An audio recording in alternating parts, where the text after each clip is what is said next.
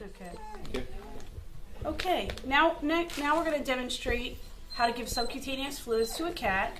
Oftentimes your veterinarian will recommend it because your cat has kidney disease. Some cats will require the fluids every day or every other day, or even less frequently. And you're going to get a bag of fluids, a fluid line, and a needle. And you need to take the fluid out of the packaging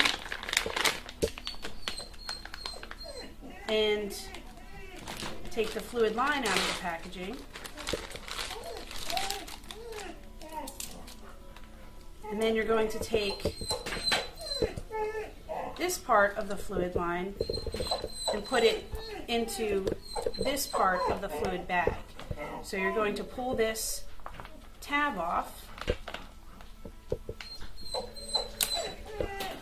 and pull this tab off and insert this part firmly into the fluid bag. And then you're going to fill this reservoir and the entire line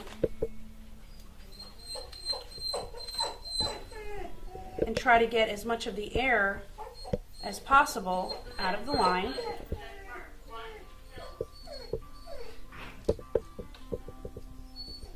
And then you're going to roll this piece, and that will stop the fluid from coming out of the line.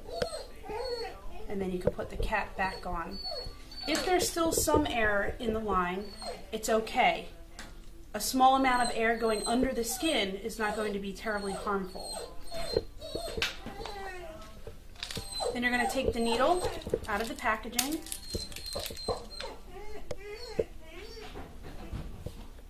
And you're going to place it on the end of the tubing. And there's a little twist here that you can twist to secure the needle onto the line. Then you're going to take the fluid bag and elevate it.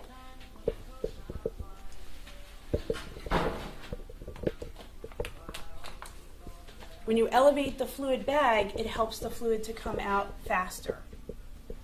Then you're going to take your patient and position her so that you can take some skin and be able to push the needle under the skin.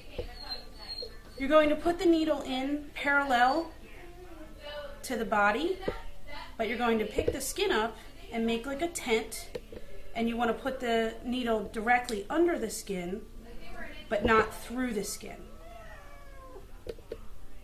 I'm sorry, not through the other side of the skin. So we're going to take the cover off of the needle.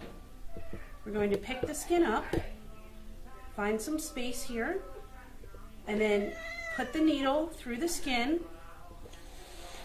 And then you're going to turn the dial on the plastic and monitor the fluid coming through the line. And sometimes it's a little bit sensitive because it's cold. Watch for fluid coming out through the skin. If you notice that happening, then you want to stop and reposition your needle. And you're just going to gently make sure that the fluid's not becoming too tight. If your patient is very squirmy, you can wrap a blanket around the front or the back end to prevent them from jumping on and off. Okay, and then once you've administered all the fluid that you need to, you just turn the dial, remove the needle, gently pinch the skin so the fluid doesn't come out, and then that's it.